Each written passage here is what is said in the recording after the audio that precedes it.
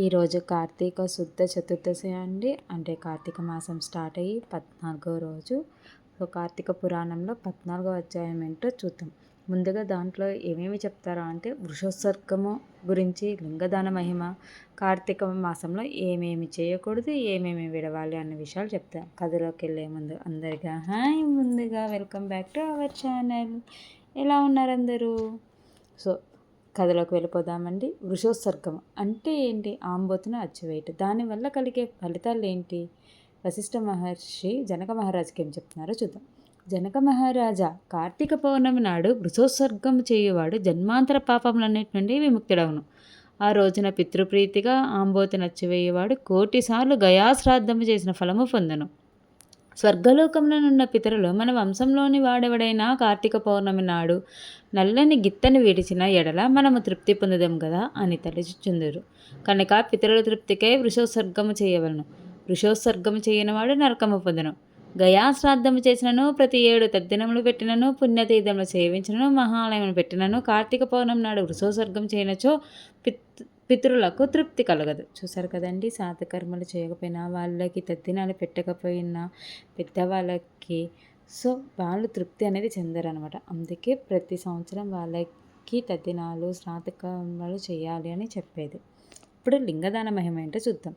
కార్తీక పౌర్ణమి నాడు దక్షిణతో కూడిన ఉసిరిక పండును దానమిచ్చువాడు భూమికంతయో ప్రభువగును. దీపదానం చేయవాడు పాపముక్తుడై పరమపదం నందును. లింగదానం చేయవాడు ఇహమందు అనేక భోగములను అనుభవించి ముందు జన్మలో రారాజగును. తర్వాత కార్తీక మాసంలో ఏమేమి విడవాలి, ఏమేమి చేయకూడదు అన్నది ఇప్పుడు చెప్తున్నారు. కార్తీక వ్రతము అనంత ఫలం ఇచ్చినట్టుది, దుర్లభమైనది. కార్తీకంలో పరిణామమును, పితృశేషమును, నిషిద్ధ వస్తువులను, శ్రాద్ధానమును భుజించరాదు, తిలదానమును గ్రహించరాదు. కార్తీక మాసంలో అమావాస్య, పౌర్ణమి, పితృదినము, ఆదివారము ఈ దినములందు గ్రహణ సమయం నందు రాత్రిపూట భోజనం చేయకూడదు. ఏకాదశి నాడు రాత్రింబవలను, వ్యతిపాత, వైధృతి మొదలగు నిషిద్ధ దినములలో రాత్రిపూటను భుజించకూడదు. మాస నక్తవ్రతం ఆచరించేవాడు ఏకాదశికి పూర్వతర దినములను రాత్రి భుజించకూడదు. ఛాయానక్తము చేయవచ్చును. కార్తీక వ్రతం ఆచరించేవారు పై విషయంలో గమనించి జాగ్రత్తగా చేయవలను. అంతేకాక కార్తీక మాసంలో తలంటు స్నానము, కంచుపాత్రలో భోజనము, స్వగృహం అందు స్నానము, నిషిద్ధ దినంలో రాత్రి భోజనము, వేదశాస్త్ర నింద చేయకూడదు. పగలు నిద్రించకూడదు. శక్తి గలవారు వేడి నీటితో స్నానం చేయకూడదు. రవి తుల ఎందుండగా కార్తీక మాసంలో నదీ స్నానము ముఖ్యముగా చేయవలను. నది లేని ఎడల కాలువలు ఎందు కానీ, తటాకమందు కానీ, కూపములందు కానీ స్నానం చేయవలను. తటాకలందు స్నానం చేసినప్పుడు కింది శ్లోకం పఠించాలన్నమాట. గంగే చ యమునే కృష్ణే గోదావరి సరస్వతి నర్మదే సింధు కావేర్య జలేస్మిన్ సన్నిధం కురు అని పఠించుచు గంగా ప్రార్థన చేయవలను. ఇట్లు గంగాది సమస్త నదులను స్మరించి స్నానం చేసి విష్ణుమూర్తిని ధ్యానించి ఆయన కథలను విని ఇంటికి పోవలను. తర్వాత దినకృత్యములను నిర్వర్తించుకొని సాయంత్రం తిరిగి స్నానం చేసి ఆచమనం చేసి పూజా మందిరమునందు పీఠము పెట్టి దానిలో ఈశ్వరుని ఉంచి పంచామృతాలతోనూ ఫలోదకములతోనూ స్నానము చేయించి శంకర్ని ఆవాహనం చేయాలి. శంకర్ని ఆవాహనం చేయడానికి షోడశోపచార పూజ ఉంటుందండి. షోడశోపచార పూజ చేసుకోవాలి. ఆ పూజా మంత్రాలు ఏంటో ఇప్పుడు చెప్తాం. ఓం వృషధ్వజాయ నమః ధ్యానం సమర్పయామి. ఓం గౌరీప్రియాయ నమః పాద్యం సమర్పయామి. ఓం లోకేశ్వరాయ నమః అర్ఘ్యం సమర్పయామి. ఓం రుద్రాయ నమః ఆచమనీయం సమర్పయామి. ఓం గంగాధరాయ నమః స్నానం సమర్పయామి. ఓం ఆసాంబరాయ నమః వస్త్రం సమర్పయామి.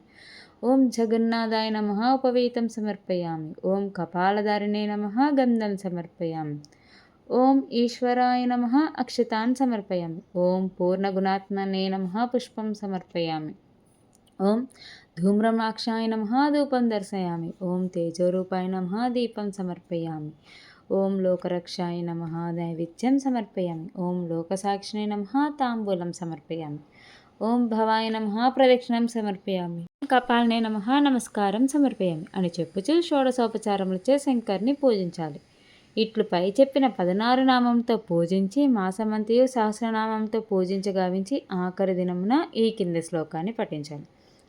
పార్వతీకాంత దేవేశ పద్మజార్చాంఘ్రీ పంకజ అర్ఘ్యం గృహాన దైత్యారే దత్తం చేద ముమాపతే అనే మంత్రము పఠించి అర్ఘ్యము ఇవ్వవలను. ఇట్లు భక్తి శ్రద్ధలతో చేయువాడు తప్పక ముక్తి పొందును. కార్తీక మాసం నందు ప్రకారం మాస నక్షత్ర వ్రతము చేయువాడు సకల పాపం నుండి విముక్తుడగునని నారదాది మునీశ్వరులు చెప్పిరి.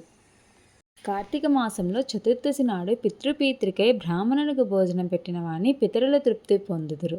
పండ్లు దానం చేయువాని సంతతి వృద్ధి యగును. ఉపవాసం నుండి శంకరుని పూజించి తిలదానం ముసుగువాడు కైలాసమునకు ప్రభావను. కార్తీక శుక్ల చతుర్దశి నాడు ఔరసపుత్రుడు తిలతర్పణం చేసిన ఎడల పితృల తృప్తి పొందుదురు. పవిత్రమైన ఈ అధ్యాయంను భక్తి శ్రద్ధలో వినేడి వారు సమస్త పాపములకు ప్రాయశ్చిత్తం గావించుకున్న వారని చెప్పారు. చూసారు కదండి, మెయిన్గా ఇక్కడ పితరులు తృప్తి పొందే విధానము చెప్పారు. అలాగే శంకరునికి ఏ రకంగా పూజ చేయాలో చెప్పారు. ఈ వీడియో చూస్తూ మీరు శంకరునికి ప్రతిరోజు షోడశోపచార పూజ చాలా ఈజీగా పద్ధతిలో చేసేయచ్చండి. అలాగే లాస్ట్ రోజు అర్ఘ్యం ఏమి ఇవ్వాలో కూడా ఇక్కడ ఈ కథలో మనం చెప్పుకోబడ్డాం. మళ్ళీ రేపటి కథలో మళ్ళీ కలుద్దాం. Until bye.